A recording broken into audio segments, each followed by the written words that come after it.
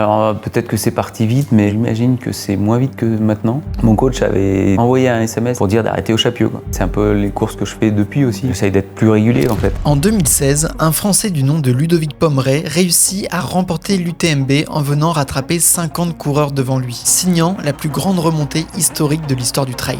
Ouais, je peux pas y croire. Le Français a depuis 2016 remporté les plus grandes courses d'ultra trail, et tout particulièrement en 2024 où il arrive à battre le record de Kilian Jornet sur la Hard Rock. Et tout ça, tenez-vous bien, à 50 ans. Forcément, quand on va sur la Hard Rock, je pense que si on rêve pas d'un podium, en fait, vu la densité, ça manque d'ambition, quoi. Aujourd'hui, je vous emmène dans les pas de ce champion hors norme.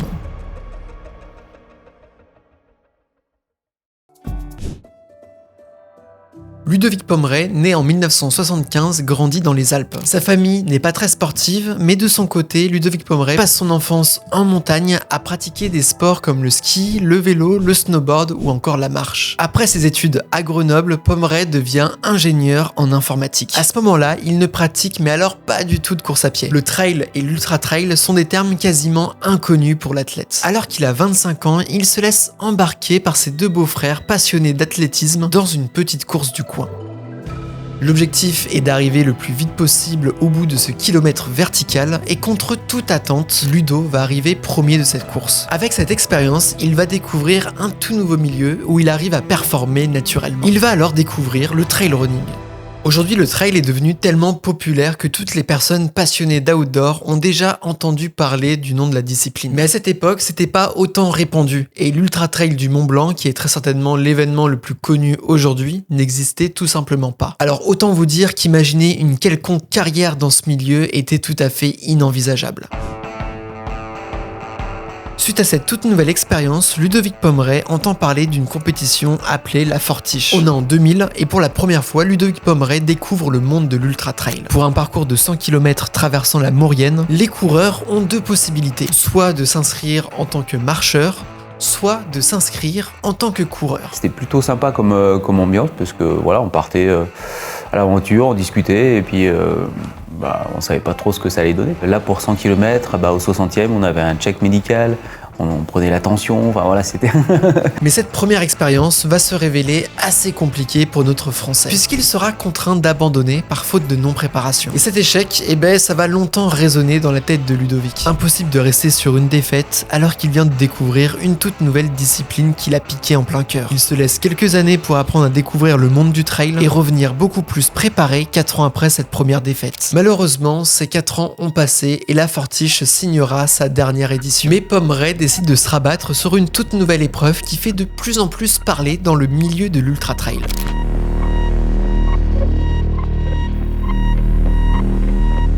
En août 2004, l'Ultra Trail du Mont Blanc signe sa deuxième édition. À cette période, on est loin, mais alors tellement loin de l'engouement actuel autour de l'événement. 700 coureurs prennent le départ pour seulement 400 finishers. Pas de sac de trail ou de veste en Gore-Tex, ni de nutrition spécifique. Seulement des sacs et vêtements de randonnée pour tous les participants. À cette période-là, le parcours ne faisait même pas 170 km, mais 150 km. Ludovic Pommeret, faute de refaire la Fortiche, décide de se rabattre sur cet événement et de réaliser l'intégralité du Tour du Mont Blanc en 30 heures. Très ambitieux compte tenu de sa faible expérience en ultra. Il décide de partir fort et malheureusement le sort se répétera puisqu'il abandonnera à Courmayeur au bout de 14 heures de course. Et comme on dit jamais 203, en 2005, il retournera à l'UTMB et abandonnera à Champey. Sur les 3 courses ultra trail qu'il a tentées en 4 ans, il n'en terminera aucune. Avec ses échecs, Pommeret se dit que peut-être il n'est pas fait pour faire du très long. Peut-être que son format de prédilection reste des courses entre 4 et 5 heures d'effort. Et bien pendant plusieurs années, il va davantage s'orienter sur des formats de courses plus courtes où il performera de plus en plus. Hormis la découverte de la Diagonale des Fous qu'on parlera plus tard dans la vidéo, Ludovic Pommeret se laisse du temps pour retourner à l'UTMB. Ludovic Pommeret décide de faire son grand retour avec cette fois-ci un objectif assez simple, boucler l'intégralité du Tour du Mont Blanc pour la première fois. À l'inverse des autres années, peu importe le temps, il faut faire une course pleine et prendre du plaisir sur cet effort.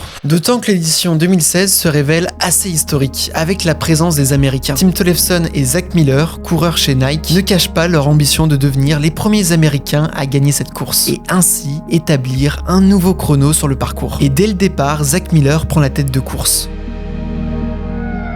Arrivé à Saint-Gervais au 20e kilomètre, Ludovic Pommeret arrive en deuxième position derrière l'Américain. J'étais assez motivé en fait, je me suis dit il faut quand même partir un petit peu dans la tête, et ce que j'ai fait au début en fait. Je me dis il faut quand même essayer de tenir un petit peu la tête, puis on verra ce qui se passe, même si il y a eu 4 échecs avant. L'état d'esprit c'est surtout que j'ai envie de la terminer, quoi. Mais les choses vont rapidement mal tourner. Dans la nuit, Ludovic Pommeret chute drastiquement dans le classement. Alors qu'il était deuxième au 20e kilomètre, il arrive au Chapieux au kilomètre 50 à la 50e position. Il n'a plus d'énergie, il n'arrive plus à se nourrir et vomit tout ce qu'il avale. Assez problématique à ce stade de la course, il se dit qu'il attendra la mi-course pour abandonner. Abandonner une nouvelle fois, il se dit que la course n'est vraiment pas faite pour lui. C'est dur de se dire j'ai déjà eu 4 échecs, ça risque d'être un 5e. Le fait d'avoir eu ces 4 échecs, je pense que c'est ce qui m'a permis de continuer et me dire je veux la terminer, donc voilà, on va aller au bout, quoi.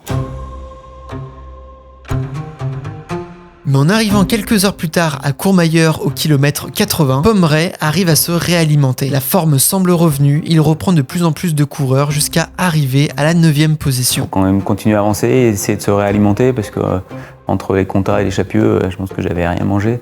Il n'y a rien qui passait. Donc en voyant ma famille, je me suis dit, faut que tu essayes de te réalimenter et puis de continuer à avancer. À Champey, au kilomètre 120, Zach Miller ne compte plus que 2 minutes d'avance sur ses poursuivants. Parti avec des grosses ambitions de victoire, le coureur américain vit une véritable descente aux enfers. Ludovic Pommeret, comme une véritable machine, accumule les kilomètres. Arrivé à Trian au kilomètre 150, Ludovic Pommeret prend définitivement la tête de la course. Et là, pour moi, je ne veux pas y croire de toute façon. Et je me suis interdit en fait de penser que je pouvais gagner. Parce que j'avais l'expérience en 2009 sur la CCC, je t'en ai parlé tout à l'heure. En 2009, j'avais fait la CCC et j'étais 3e. Et dans la descente, en fait, je tombe.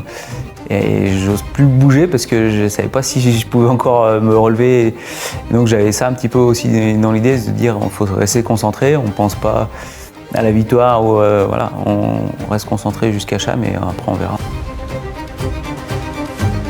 Avec une chaleur accablante, le Français arrive à boucler pour la première fois le Tour du Mont Blanc dans un temps exceptionnel de 22 heures, en comptant plus de 25 minutes d'avance sur le deuxième Gediminas Grenius.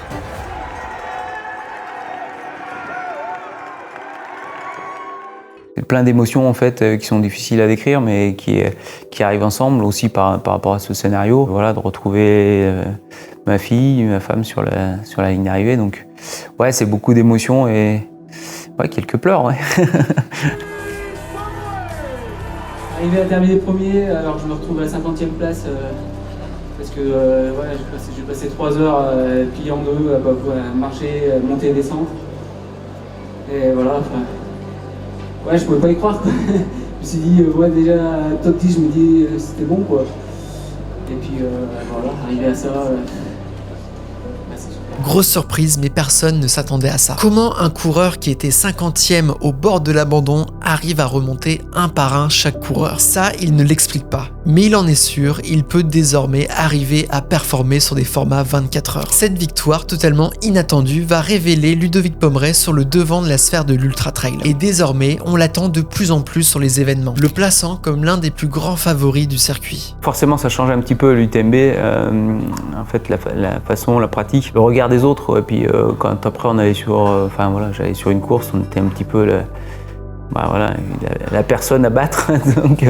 donc c'est surtout par rapport à ça que ça a changé. Ça a été un peu trop tôt pour que ça change vraiment beaucoup par rapport aux partenaires. Ça serait maintenant, ça changerait beaucoup.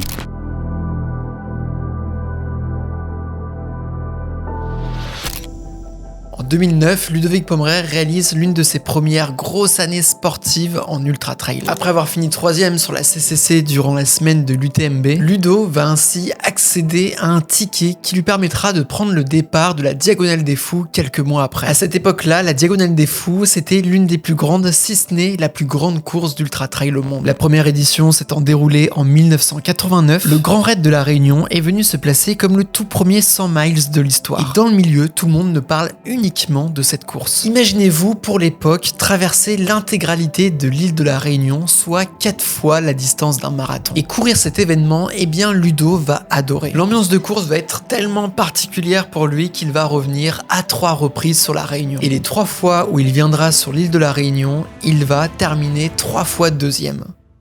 Et tous ces résultats, ça va lui permettre d'avoir beaucoup plus d'expérience sur des formats longs. Il va même réussir l'exploit de terminer 3e de la TDS, à l'époque 120 km, et 2e de la Diagonale des Fous quelques semaines après. On sent qu'avec ses nombreuses expériences, Ludovic Pommeret prend davantage de confiance en lui sur des formats très très longs. En 2021, alors âgé de 46 ans, il boucle son 2e UTMB à la 4e position, mettant 20 minutes de moins que son temps en 2016. Et quelques semaines plus tard, il se rend à la Diagonale des Fous pour courir une toute nouvelle fois l'événement, mais cette fois-ci avec une ambition toute particulière. Et je m'étais dit, je veux essayer de tenir de rester un peu plus dans la tête de course sur le départ, quoi. Quand c'est parti, je me suis dit, c'est impossible, quoi. Je peux pas tenir le rythme. Enfin, si je veux terminer la course, qui est quand même l'objectif premier, c'est si je veux terminer la course, je peux pas tenir le rythme que tiennent les premiers, quoi. Dès le départ, Ludovic ne s'enflamme pas. Il s'informe sur le groupe de tête qui est devant lui, mais il sait que le chemin reste encore très long. Arrivé à mi-course, il commence à rattraper le groupe de tête. Il est en forme et a l'objectif de rattraper le premier, l'Italien Daniel Jung. Je reviens, il avançait presque plus en descente et puis voilà, je le passe. Enfin, on échange quelques mots parce qu'on se connaissait. Puis après, je continue ma course et puis après il revient, quoi. Donc il revient et après on s'est plus quitté jusqu'à l'arrivée, quoi. Mais contre toute attente, aucun des deux coureurs n'arrive à se départager et à être plus rapide sur la fin du parcours. D'autant que derrière, l'Américain Dylan Bowman réduit de plus en plus les écarts. Ludovic Pommeret et Daniel Jung s'entraident pour avancer le plus vite possible jusqu'à l'arrivée. Et après 23 heures de course, les deux coureurs signent une victoire ex aequo. On va pas se tirer un sprint en fait sur le stade, mais par contre, voilà, s'il y a des gros coups de mou à un moment, voilà, chacun fera sa course, mais on s'est dit, ça serait bien que si on peut terminer ensemble. Ludovic Pommeret et Daniel Jung. Déjà, c'est une victoire partagée. Elle est un peu plus facile, mais elle est super belle parce que c'est vrai qu'on s'est bien aidé. Et puis voilà, c'était des super moments. Et puis voilà, l'entente était vraiment nickel. Il n'y avait pas de problème. On avait dit, chacun avait sa parole. Et comme j'ai dit tout à l'heure, là, on n'est pas à la Koh-Lanta, on retourne pas sa veste. Donc là, c'est un mec droit et il était vraiment très très fort. Il a posé des grosses attaques aujourd'hui, c'est lui qui a fait le show.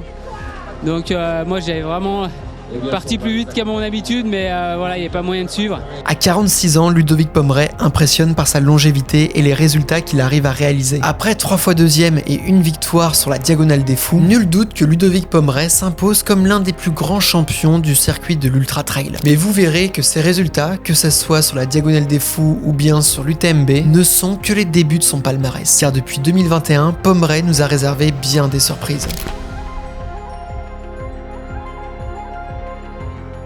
Comme vous l'avez vu, durant ces 15 dernières années, Pommeret s'est imposé sur le devant de la scène. Victoire à l'UTMB, podium et victoire sur la Réunion, mais Ludovic prend de l'âge avec ses différents résultats. Mais la particularité de Pommeret, c'est plus il prend de l'âge, plus ses performances sont de plus en plus solides. Dans un sport où beaucoup disent que c'est dur de durer car trop impactant et traumatisant pour le corps, Ludovic Pommeret, lui, prouve exactement le contraire. À 48 ans, il réalise l'exploit de remporter la TDS, un parcours de 150 km réputé comme l'une des courses les plus difficiles de l'événement de l'UTMB. La même année, il court la Western States en 16h20, soit pratiquement 10 km/h de moyenne sur un 100 miles. 2 années d'affilée, il termine 5e sur l'UTMB. J'ai pas vraiment d'explication. Il y a une part génétique, une part on va la donner aussi à mon coach, à la façon de m'entraîner. Peut-être le fait d'avoir commencé relativement tard en fait. Moi j'ai jamais fait d'athlé, ça se voit à ma foulée, hein. Donc j'ai jamais fait d'athlé, voilà, commencé un petit peu tout seul, donc pas mis très très jeune en fait dans les séances qui sont compliquées. Et j'ai eu mon coach relativement tard aussi, quoi. Et 2024 est très certainement sa plus grosse année en ultra trail, puisqu'il participera pour la première fois à la mythique Hard Rock dans le Colorado aux États-Unis et viendra signer son meilleur chrono quelques semaines après à Chamonix. En 2023, Ludovic Pommeret reconnaît déjà le parcours de la Hard Rock en étant le pacer du précédent vainqueur Aurélien du Nant-Palaz. À cette occasion, il en profite pour identifier les différents segments de la course en vue d'y participer très prochainement. En début d'année 2024, il vient d'apprendre une excellente nouvelle. Il est sélectionné parmi les 150 coureurs pour prendre le départ de la prochaine édition de la Hard Rock. Très excité par cette nouvelle, Ludovic Pommeret va s'installer un mois aux États-Unis pour préparer au mieux cette course. J'ai fait 2 reconnaissances une seule en fait avec le sac à dos. J'ai dit je sais pas ce qui marche ou pas, ce qui marche pas. Et j'avais dit je sais qu'il y en avait pas mal qui avaient fait de la tente avant. Donc je dis je vais aussi essayer de faire une préparation, une acclimatation parce que j'y suis quand même allé un mois avant. Donc voilà, faut s'arranger avec le boulot pour y aller. Donc mais je m'étais dit que c'est une course un petit peu particulière par rapport à l'altitude. Donc c'est vraiment investir aussi un petit peu dessus. Pour se donner les meilleures chances en fait. En plus de ce mois de repos à Silverton, Ludovic Pommeret s'est entraîné en amont chez lui dans une tente d'hypoxie pour habituer son corps à la haute altitude. La course passant par moments à des cols à plus de 4000 mètres d'altitude, il lui était primordial de se préparer en amont pour éviter le mal des montagnes. Mais la particularité de la hard rock, c'est d'avoir la possibilité d'être accompagné d'un pacer. Ludo décide de se faire accompagner à la mi-course par le français Arthur Joyeux-Bouillon, avec qui il a l'habitude de régulièrement partager des entraînements. Et c'est un départ très intimiste qui attend Ludo. Comme je vous l'ai dit, seulement 150 coureurs au départ. Ludo attend très calmement le départ aux côtés de François Daen, autre vainqueur de la hard rock. Il sait que Daen est très fort et qu'il connaît parfaitement l'événement. Peu importe, il reste dans sa bulle, l'objectif est d'arriver en moins de 24 heures. Là, quand je suis parti avec François, pour moi, François est clairement au-dessus. Et si je cours avec Kylian, j'ai jamais fait plus de 1 km, je pense, avec. donc je m'imagine pas rester avec ou pouvoir les challenger. Non. Dès le départ, Ludo prend les devants de la course. François Daen peine à le suivre et sera contraint d'abandonner au kilomètre 90. Et la course va parfaitement se dérouler pour le français Ludovic Pommeret. Il retrouve Arthur Joyeux-Bouillon qui l'aide à gérer sa course. C'est toujours une compagnie, déjà, en fait. Important, il peut rien faire le pacer à part tenir compagnie. Ça peut être en fait, dans certains cas, je pense, ça peut être assez rassurant. Ouais. Mais arrivé à la fin du parcours, son assistance commence à donner plus d'informations sur les temps de course à Ludo. Même si le chrono des autres coureurs ne l'intéresse pas, il apprend qu'il est sur les temps du record de la hard rock. Record couru pas par n'importe qui, mais par la star de la discipline Kilian Jornet en 21h36. Ludovic Pommeret va alors foncer dans les derniers kilomètres. Il réussit à remporter cette hard rock 2024 en 21h33, abaissant de près de 3 minutes le précédent record de Kilian Jornet. Je m'en foutais du temps de course en fait. Après, voilà, c'était une motivation. Quand Céline m'a dit au dernier ravitaillement, allez, il faut aller chercher le record. Après, un record, en fait, toutes les conditions sont à chaque fois différentes, quoi. Mais voilà, le parcours est quand même très similaire, donc identique en fait. Alors quand il l'avait fait avec cette année-là, il y avait François et Kylian. Quand il l'avait fait, je pense que les conditions étaient similaires, il y avait peu de neige aussi. Donc voilà, on peut un peu comparer. Maintenant, je pense qu'au niveau de la course, ils sont restés, quand Kylian et François l'ont fait, ils sont restés longtemps ensemble. Et Kylian avait décidé d'accélérer juste sur la dernière bosse et de poser François, quoi. Peut-être s'il avait été à l'attaque tout le long, je pense qu'il peut descendre encore le record et François aussi, il peut le descendre. Et cette performance, c'est très certainement l'une des performances les plus inattendues de la carrière du coureur. Réussir à battre la star de la discipline et tout ça à 50 ans, je vous le rappelle. Vraiment une performance totalement incroyable et qui, je pense, a inspiré des milliers de coureurs. D'ailleurs, si vous voulez vous intéresser en détail à la hard rock de Ludovic Pommeret, je vous conseille la web-série réalisée par Uptrack. Alors c'est pas une sponsor, mais je voulais vraiment vous la partager parce qu'elle est très complète sur la performance de l'athlète. Comme vous l'avez pu le voir dans la vidéo, Ludovic Pommeret a prouvé une longévité dans le sport de l'ultra-trail. 25 ans après ses débuts dans ce sport, il est capable de performer et remporter les plus grandes courses du circuit. En 25 années de pratique, il a toujours réussi à alterner son métier ainsi que le sport à haut niveau. Pendant assez longtemps, il lui était hors de question de se professionnaliser davantage, jugeant ce virage trop risqué. Je dis pas que j'aurais pu être professionnel, mais à un moment, c'est un petit peu, moi je me suis un petit peu posé la question si je voulais plus m'investir dans le sport ou pas. Par rapport à la famille, en fait, c'est trop de risques, justement. Aujourd'hui, Ludovic Pommeret a annoncé prendre sa retraite professionnelle pour se consacrer davantage à sa pratique sportive. Voilà, nous, on s'est dit, quand on a travaillé, si on peut prendre à 50 ans, c'est bien aussi. Donc, c'est pour ça qu'on a fait les investissements, les constructions aussi. Donc, il y a des années où ça a été plus compliqué, mais c'était un objectif. Après, on ne savait pas si on pourrait le réaliser ou pas. Mais on s'était fixé ça comme objectif. Ouais. Et j'ai notamment posé une question à Ludo qui, je pense, pourrait intéresser les jeunes athlètes qui me suivent, qui souhaiteraient mener une carrière dans ce sport. Mais alors faites pas comme moi. Non, parce que moi j'ai mis très longtemps du coup en fait à réussir en fait dans l'ultra. Et à part quelques exceptions, on va dire Kylian encore, qui a performé très tôt en fait dans l'ultra. On en voit aussi de plus en plus. Il faut quand même avoir un passé en fait. Pour moi, il y a quand même un temps d'adaptation justement à l'effort de l'ultra. Et c'est bien, quand on est jeune, avec l'athlétisme, de travailler des distances plus courtes et de venir après en fait.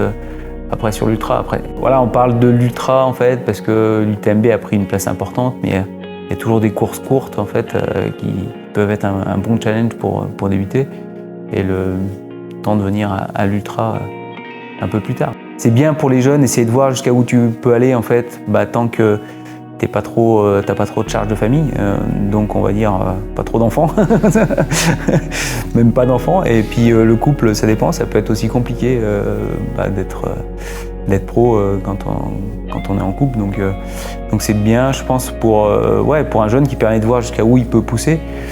Mais non, c'est pas safe, ça c'est sûr, quoi. C'est déjà la fin de la vidéo, j'espère qu'elle vous aura plu et je voulais vraiment remercier Ludo d'avoir répondu à mes questions. C'est quelque chose que je voudrais mettre un petit peu plus en place à l'avenir, le fait d'interviewer les athlètes dont je parle dans les vidéos pour avoir un petit côté un petit peu plus inédit par rapport à des images d'archives. Donc n'hésitez pas à me dire en commentaire si vous voulez voir davantage d'interviews comme celui-ci. N'hésitez pas à liker, à commenter et à vous abonner à la chaîne et également à me suivre sur Instagram. Je commence à publier un petit peu plus de formats verticaux liés à la thématique de la chaîne et je pense que ça pourrait vous intéresser. Je remercie également Oli de sponsoriser la vidéo et je vous rappelle qu'avec le lien en description et avec mon code promo, vous pouvez bénéficier de 5 € de réduction sur votre première commande. Si vous voulez bénéficier de l'offre, je vous mets le lien en description et je vous dis à très vite pour une future vidéo.